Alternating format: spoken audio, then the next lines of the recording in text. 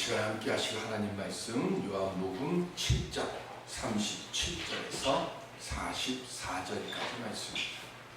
요한복음 7장 37절에서 44절.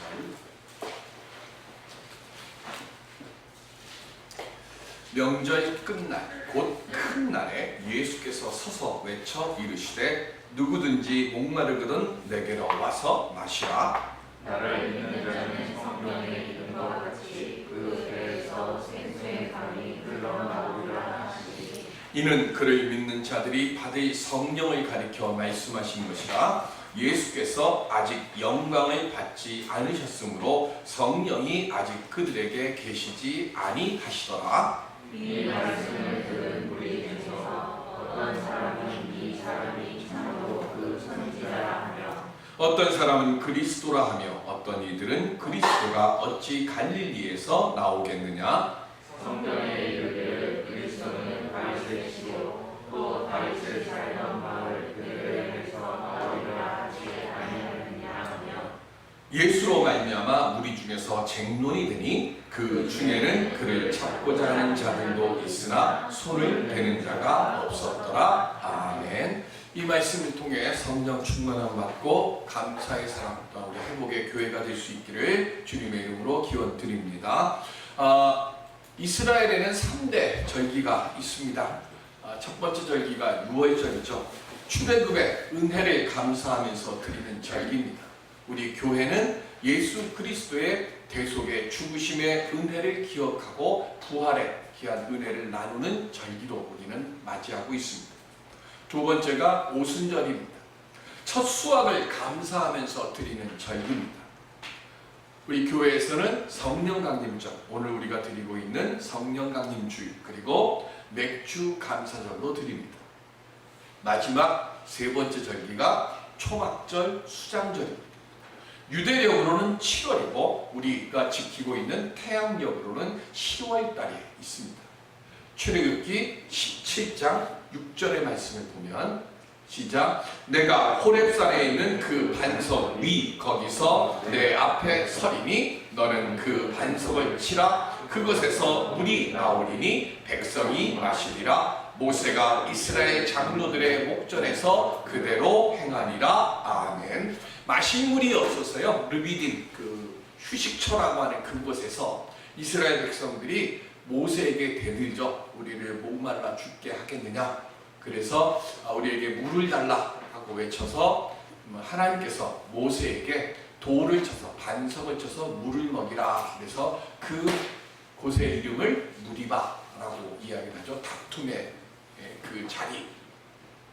그 돌을 쳐서 목말라 죽겠다고 갈증에 애타하는 그들을 긍휼히 여겨주셔서 하나님께서 돌을 쳐서 물을 낸 그것을 기억하며 그것을 감사하며 드리는 절기가 초막절 또는 수장절입니다.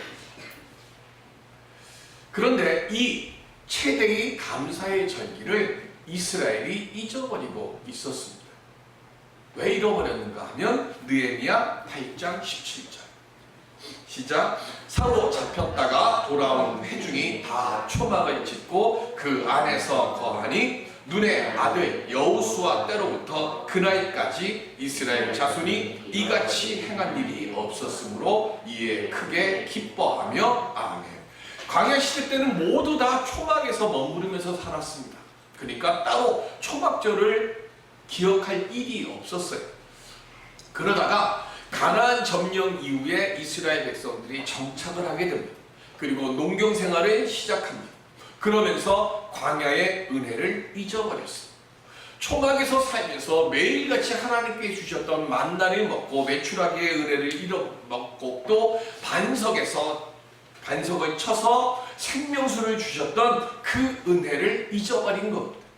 그러다가 나라가 멸망당하고 70년 뒤에 예루살렘으로 돌아온 뒤에 성전 다시 제2의 성전을 건축을 하고 느헤미야 때 성문까지 재건하고 난 뒤에 아마 시간적으로 따지면 나라가 패망한 뒤 100년이 훨씬 지난 그 후에 그때 에스라가 들어와서 조상들의 율법과 규례를 낭독하면서 그 말씀을 듣고 이스라엘 백성들이 초막절을 드리지 못했음을 깨달아 알게 된 것.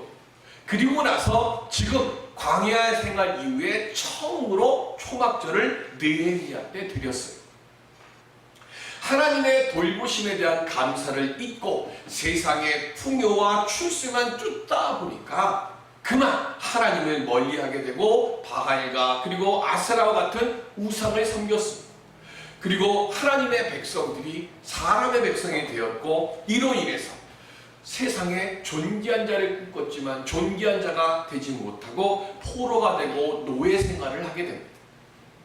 고난과 고통 속에서 비로소 하나님의 백성은 세상이 아니라 하나님의 돌보심 속에서만 온전히 설 수 있다고 하는 사실을 깨닫고 회개한 뒤에 초막절을 지금 드리는 겁니다. 백성들이 초막절을 드리게 된 것은요, 에스라하고 느헤미야 때문이 아닙니다. 고난 속에서 하나님의 뜻을 깨닫고 자신과 세상을 바라보던 눈을 돌려서 이제는 하나님을 바라보는 거예요. 그리고 마음을 열어서 하나님의 말씀을 듣게 되니까 성령께서 백성들에게 감동을 주었고 그 자리에 큰 기쁨이 임하게 된 것입니다. 오늘 성령 강림주일입니다. 온전히 주만 바라보는 교회가 먼저 되어져야 할 줄로 믿습니다. 오늘 우리가 온 마음을 열고 주님을 바라보는 그때에 그 자리에 성령의 감동의 역사가 일어나게 될 줄로 믿습니다. 이 시간 그 은혜를 만들어갈 수 있는 우리 모두가 될 수 있기를 주의 이름으로 간절히 축원드립니다. 예수님 당시에는요, 형식적이지만 3대 절기를 모두 다 지켰어요. 초막절은 예수님 당시에는 실로암 목가에 가서 제사장들이 물을 갖다가 가지고 와서 예루살렘 서편의 물을 붓는 행사를 했습니다.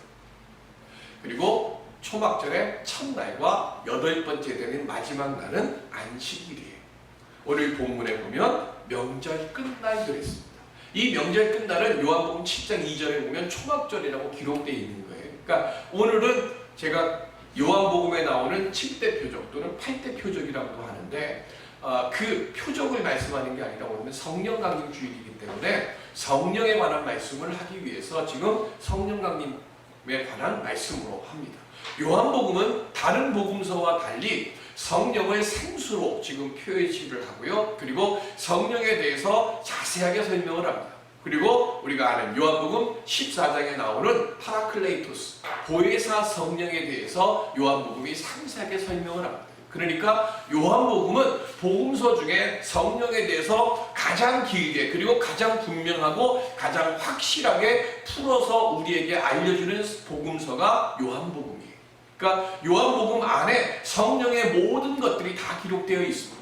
그래서 오늘 지금 초막절에 예수님께서 초막절 행사 맨 마지막 날 끝날에 지금 성령에 관해서 예수님께서 풀어서 말씀하시는 거예요. 37절에 뭐라고 말씀하시는가 하면 누구든지 목마르거든 내게로 와서 마셔라 라고 말합니다. 예수님께서 말씀하시는 이 목마름은 지금 수가성의 여인에게 하셨던 내가 주는 물을 마시는 자는 영원히 목마르지 아니하리라 했던 그 생수를 말합니다. 즉 성령의 물을 말씀하는 거예요. 세상 것으로 채울 수 없는 갈증을 해소할 수 있는 그 물을 말씀하십니다. 아이들이 언제 엄마를 찾습니까? 배가 고프거나 내게 필요한 무엇이 있을 때 엄마를 찾아요. 그러다가 자기가 만족한 것을 얻게 되어지면 그 다음에 아이들은 어떻게 합니까? 편안히 놀거나 잡니다.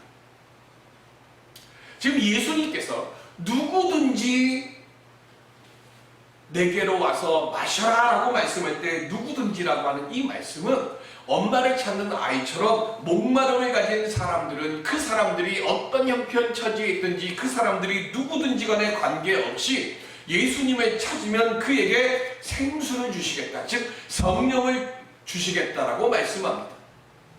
요한복음의 오늘 본문에 보면 39절에 뭐라고 나오는가 하면 예수님께서 아직 영광을 받지 않으셨으므로 성령이 아직 그들에게 계시지 않았다라고 해요. 우리가 얘기할 때 성부 하나님 그리고 성자 하나님 그럽니다. 세 번째 성령 하나님은 뭘 뜻하는가 하면 인격 하나님이라고 얘기를 합니다. 즉 예수님께서 육신을 입고 이 땅에 계시는 동안에는 성령 하나님이 계시지를 않아요. 왜? 예수님 인격체이신 육신을 입고 계시는 예수님이 이 땅에 계시기 때문에 인격이신 성령님이 오시지 않다고 지금 요한은 말씀하는 거예요. 그래서 요한복음 14장에 내가 아버지께로 돌아가면 내가 돌아가고 나면 성령께서 너희에게 오실 것이다 라고 말씀하시는 이유가 거기에 있는 거예요. 그러니까 인격체로서의 예수님이 지금 이 땅에 계시기 때문에 아직 성령이 이 땅에 계시지를 않아요. 그래서 예수님께서 생수, 그 성령이 어떤 분이신가를 지금 요한복음에서 계속 설명하고 있는 것, 그 말씀을 기록하고 있는 겁니다. 성령, 즉 목마른 자들, 예수님을 찾아오는 사람들, 그 사람들이 누구든지 간에 내가 이제 성령을 그들에게 주겠다라고 말씀을 합니다. 그런데 세상 것에 배불러 있어요. 영적 목마름에 갈급하지를 않습니다. 그래서 때로는 하나님께서 하나님의 자녀들에게 하나님을 찾고 하나님께 돌아오라고 지금 고난을 주실 때가 있습니다. 내가 원하고 바라는 일들이 안 될 때가 있습니다. 그때 우리는 제일 먼저 생각할 것이 뭐냐면 하나님이 안 계신가 보다라고 말하는 것이 아니라 나로 하여금 내가 온전히 하나님을 지금 찾지 못했구나, 배고파서 젖달라고 우는 아이처럼 내가 하나님을 바라보지 못했구나, 내 스스로를 돌이켜보고 하나님께서 내게 지금 이런 어려움을 주시는 이유가 무엇일까를 찾고 지금 목마른 자처럼 예수님을 찾고 하나님께로 돌아오는 심령들이 되어져야 그때 비로소 하나님이 주시는 온전한 생수의 그 풍성함, 풍족함을 우리가 경험하게 될 수 있다는 것을 말하는 겁니다. 그런데 바리새인 제사장들은 하나님을, 예수님을 찾지 않았습니다. 하나님의 말씀을 누구보다도 많이 알고 있는 사람들이에요. 그런데 이들이 왜 예수님을 십자가에 못 박아 죽였습니까? 이들은 성경을 자신의 지혜로 읽고 자신의 뜻대로 해석을 했습니다. 성경 말씀은요, 우리가 알아야 될 건 내가 이해하는 게 아니에요. 성경은 하나님께서 우리에게 이해시켜 주시는 겁니다. 이건 내가 이해하려고 하니까 이단이 생기는 거예요. 신천지도 그렇고요, 영생교도 그렇고 다 뭐 하는 거예요? 자기를 가리킨다고 이야기를 합니다. 성경을 뭐 하는 거예요? 자기의 입맛에 맞게 성경을 푸는 거예요. 그것이 내가 생각하는 범위 안에서 성경을 이해하려고 하니까 하나님께서 하나님의 말씀, 성경의 말씀을 통해 우리로 하여금 보여주시고자 하시는 하나님을 보지 못하는 거예요. 우리가 기억해야 할 건 내가 성경을 읽는 게 아닙니다. 성령이 나를 읽게 해줘야 그래야 비로소 하나님의 그 은혜의 뜻을 우리가 온전히 해석할 수 있는 것. 우리가 기억해야 할 건 내가 주일을 지키는 게 아니라 주일이 나를 지켜야 한다는 거예요. 육신적으로는 내가 몸을 가지고 주일에 오지만 그러나 내가 주일에 주님 앞에 오기 때문에 그 육신을 주님께서 우리를 지켜주시는 거예요. 근데 우리 자꾸 착각을 해요. 내가 주체가 되는 거예요. 아니, 우리는 내가 주체가 되면 안 돼요. 우리는 성부, 성자, 성령이 주체가 되어야 되는 것이고 하나님의 말씀이 주체가 되어야 되는 거예요. 나로 하여금 내가 성경을 읽으려고 펼쳤을 때 내 눈으로 성경을 보는 게 아니라 이 문자를 통해서 내게 말씀하시는 레마, 하나님의 뜻이 내게 내 눈에 들어올 수 있고 내 머리에 들어올 수 있도록 하나님 알게 하여 주옵소서 하나님께 기도하고 그래서 하나님의 말씀을 봐야 하는 거예요. 그런데 내 틀 속에 있는 하나님의 말씀을 내 지식으로 해석을 하니까 예수님을 그리스도가 아닌 사람들의 정적이요 대적자로 여긴 겁니다. 그래서 예수님을 믿고 따르는 것이 아니라 예수님을 제거의 대상으로 생각하게 된 겁니다. 이들에게는 목마름이 일어나질 않습니다. 목마름이 없으니까 성령의 생수도 없는 거예요. 그래서 예수님이 말씀하시는 겁니다. 38절에 배에서 생수의 강이 흘러나오리라 그랬어요. 우리는 생각하라 그러면서 어디를 가리킵니까? 가슴을 가리킵니까? 머리를 가리킵니까? 생각 좀 하고 살아라 그럴 때 머리를 가르쳐요. 그리고 열정을 이야기할 때는 어디를 가리켜요? 가슴을 가르칩니다. 근데 이스라엘 사람들은 생각은 어디서 나오는가 하면 가슴에서 나온다고 생각해요. 하트. 즉 지적인 모든 감성들은 이 심장에서 나오는 거예요. 그리고 열정이라든가 무언가 깨닫고 아는 건 어디서 나오는가 하면 배에서 나와요. 그래서 배에서 생수가 흐른다라고 하는 이 말의 뜻은 뭐냐면 예수 그리스도께서 성령을 우리에게 주실 때 이스라엘 사람들의 성령은 가슴에서 느끼는 것이 아니라 어디서 성령의 은혜를 느낀다고요? 배에서 느끼는 거예요. 그래서 배에서 생수가 흐른다라고 하는 이 말씀의 뜻은 출애굽 때는 어디서 생수가 나왔어요? 돌을 쳐서 생수가 나왔어요. 그런데 예수님이 오시고 난 뒤에는 예수님께서 우리 안에 계시면서 우리의 배에서 쉼없이 뭐 하는 거예요? 생수가 흘러나오게 만드셔가지고 예수님과 함께 하면서 뭐 하는 겁니까? 끊임없이 성령을 통해서 생명수를 우리가 마시게 한다는 거예요. 그래서 배에서 생수가 흐른다라고 지금 말씀하는 겁니다. 예수를 그리스도로 고백하고 있는 모든 사람들은 그래서 뭘 합니까? 성령 체험을 다 하는 거예요. 여러 번 말씀드리지만 내가 지금 이 자리에 와서 예배드리는 건 내 머리로 내 이성으로 판단해서 오는 게 아니라 내가 성령을 통해서 예수를 만나려고 성령께서 나를 이끌고 인도하셨기 때문에 내가 지금 이 자리에 와 있는 거예요. 그러니까 성령 체험은 예수를 믿는다고 고백하고 예배를 드리는 모든 사람들이 다 갖는 거예요. 그런데 문제는 모든 사람들이 성령은 체험하지만 성령 충만함은 받지 못한다는 겁니다. 예수 안에 있으면서도 회개의 경험을 하지 못하면 그 심령들에게는 성령 충만함의 역사가 일어나지를 않습니다. 초막절에 성전에 아무리 물을 부어도 깨닫지 못하는 제사장들이나 바리새인들, 그들은 겁만 깨끗한 거예요. 그래서 예수님을 알아보지 못했습니다. 그런데 수가성의 사마리아 여인은 어땠습니까? 요한복음 4장 14절 시작. 내가 주는 물을 마시는 자는 영원히 목마르지 아니하리니 내가 주는 물은 그 속에서 영생하도록 솟아나는 샘물이 되리라. 아멘. 예수님의 말씀을 듣고 닫혔던 마음의 문이 열렸어요. 그리고 자신을 따돌리고 그리고 자신을 벌레 보듯이 했던 그 사람들이 있는 마을로 달려갑니다. 그리고는 내가 메시아를 보았다, 내가 메시아를 만났다고 외쳤습니다. 예수님을 그리스도로 고백하고 더럽고 추악한 사람들이라고 손가락질했던 그들에게 지금 달려가서 별 볼 일 없고 사람들에게 손가락질 받는 모습은 그대로 가지고 있지만 내가 성령 충만을 받았으니 내 속에서 기쁨이 어떻게 해요? 샘솟듯 넘쳐난다고 했습니다. 그래서 가만히 있을 수가 없어서 자신의 손가락질하는 사람들에게 가서 기쁘게 외쳤습니다. 이것이 성령 충만함을 받는 사람의 모습이에요. 마가의 다락방에 오순절 성령 체험을 한 뒤에 사도들이 담대히 복음을 전했고 베드로의 그 오순절 설교를 통해 하루에 3,000명이 회개를 하고 세례를 받는 역사가 일어났습니다. 성령 충만의 역사는요, 내 기쁨에서 끝나는 게 아니에요.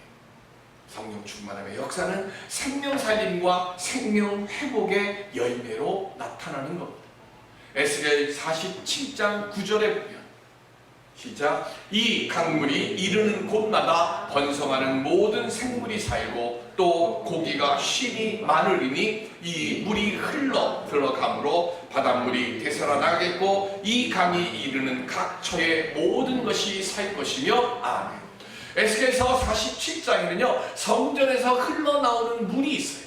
그 성전에서 물이 흘러나오는데 그 성전에서 물이 흘러나올 때 그 물이 지나가는 곳마다 사막처럼 메마른 그 땅에 뭐가 돼요? 물길이 생기고 강이 생기고 바다가 생기고 아무것도 없던 죽었던 그 땅에 물고기가 생기고 물고기를 잡는 어부들이 생겨난다고 그랬어요. 초막절에 예수님 당시에 제사장들이 왜 실로암 뭇가에 가가지고 물을 받아왔는가 하면 지금 에스겔서 이 47장에 나오는 성전에서 흐르는 물, 그 말씀의 역사가 일어나게 해달라고 성전에다가 실로암 못에서 비로온 그 물을 부은 거예요. 그런데 아무 역사가 일어나질 않습니다. 왜 안 일어납니까? 당시 제사장들은 성령의 역사가 없는 형식에 의한 것만 행한 거예요. 깨달음이 없으니까 변화가 없고, 변화가 없으니 생명살림의 역사도 없고, 오직 뭐만 남아있어요. 율법을 지키는가 안 지키는가, 내가 의로운가 아닌가, 나만 드러나는 그 일을 행한 겁니다. 지금 예수님께서 생수가 배에서 흘러 넘치게 한다, 생수가 소가성의 여인에게 향수도 탄다, 이 말씀의 역사를 깨닫는 건 뭡니까? 생명을 살리고 사막에 강이 생기고 물길을 따라 물고기와 모든 것이 회복되어지는 그 역사를 만드는 성령 충만함을 받는 사람이 먼저 되어라라고 하는 그 말씀을 지금 말씀하는 거예요. 오늘 예배를 드리는 우리들부터 먼저 성령 충만함의 은혜를 경험하고 고백할 수 있는 우리들이 될 수 있기를 바랍니다. 고등학교를 졸업하고 조직폭력배에 들어가서 나이트클럽을 담당하며 지내던 한 깡패가 있었습니다. 그러던 어느 날 조직의 배신과 그리고 믿었던 선배가 자기를 배신하고 자기를 이용했다는 것을 깨닫고는 더 이상 내가 살 가치가 없다, 의미가 없다 생각을 해서 자신이 살고 있는 집 아파트의 옥상 위로 올라갔습니다. 그리고는 난간에 이제 앞에 서서 뛰어서 내려서 죽으려고 하는데 갑자기 핸드폰에 벨이 울립니다. 극동방송에 나와서 간증한 얘기인데 죽으려고 하는데 핸드폰을 왜 들고 갔는지, 어쨌든 핸드폰이 벨이 울리니까 핸드폰을 또 봤더니 고등학교 동창이에요. 그런데 침례교 신학교를 들어가서 졸업을 하고 그 당시에는 전도사 생활을 하던, 지금은 김동석 목사라고 하는 분인데 그 친구가 전화가 온 거예요. 전화를 받았더니 뭐하냐 하고 묻더래요. 그래서 나 너무 삶의 의미를 못 느껴서 너무 괴로워서 나 지금 뛰어내리려고 지금 옥상에 올라와 있다. 그랬더니 그 김동석 목사가 쓸데없는 소리 하지 말고 너 야식이나 같이 먹자 하고 나와라 그러더래요. 그래서 그래, 너 만나고 내가 죽을게 그러고는 나갔대요. 그리고는 아무 소리 안 하고 그냥 야식을 먹었습니다. 야식을 다 먹고 난 다음에 김동석 목사가 한마디만 하고 갔어요. 일요일날 11시에 예배 드린다. 거기서 보자. 그리고 갔대요. 근데 그 말을 듣고 난 뒤에 31년 동안 여름성경학교고 성탄절이고 한 번쯤이라도 가봤을 법한데 31년 동안 한 번도 교회를 가보지 않았는데 11시 예배 드린다. 그 말을 듣고 그 주일날 교회를 갔다고 합니다. 근데 처음 예배 드리러 간 그곳에서 성령을 받습니다. 그리고는 예수님을 경험하고 예수님을 만나고 이에 사람이 바뀌었어요. 그리고는 영상을 가지고 방송국에서 일하는 아내를 만나고, 그래서 부부가 함께 방송에서 일을 하면서 또 한편으로는 복음을 전하는 영상을 촬영하고 그것을 보급하는 일에 지금 힘쓰고 있다고 간증을 했습니다. 성령 충만 받으시기 바랍니다.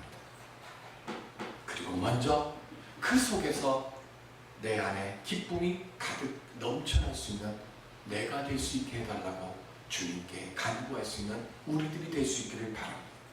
수가성 여인처럼 예수님을 보러 오라고 외칠 수 있는 확신을 갖는 오늘 우리들이 되어져야 합니다. 뭐하냐? 야식 먹자. 그 사랑의 전화, 간신의 전화 한 통이 오늘 우리에게서 나아갈 수 있길 바랍니다.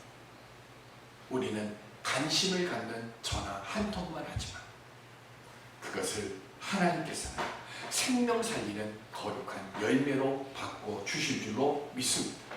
지금 코로나의 재확산으로 인해 다시 나라가 비상이 됐습니다. 오늘 성령 강림 주일이라고 한국 기독교 어떤 연맹 쪽에서 오늘 예배 회복의 날로 우리 합시다라고 했는데, 엊그제 뉴스에 제일 먼저 나오는 게 뭐냐면 교회 예배 자제 권고 이게 뜨더라고요. 염려와 우리 근심 속에 삽니다. 그래도 성령 충만함을 받으면 기쁨과 감사가 흘러나게 될 줄로 믿습니다. 이 시간 우리 모두의 소망, 주여 우리 만남의 교회가 성령 충만한 교회 되게 하여 주시옵소서. 그리고 그 성령 충만함을 통하여 생명 살리는 생수가 흐르고 생수도 넘쳐나는 교회 되게 하여 주옵소서. 그래서 예배를 드리는 시간마다 생명 살림의 은혜를 경험하고 돌아갈 수 있는 제가 되게 하여 주옵소서. 오늘 우리가 그렇게 기도할 때 초대교회에 일어났던 성령 강림의 역사가 오늘 우리에게도 다시금 불이듯 일어나게 될 줄로 믿습니다. 그 은혜의 열매를 통해 생명 살림의 거룩한 은혜의 하나님의 복된 교회 되어지는 우리 모두가 될 수 있기를 주님의 이름으로 축원드립니다. 기도하겠습니다.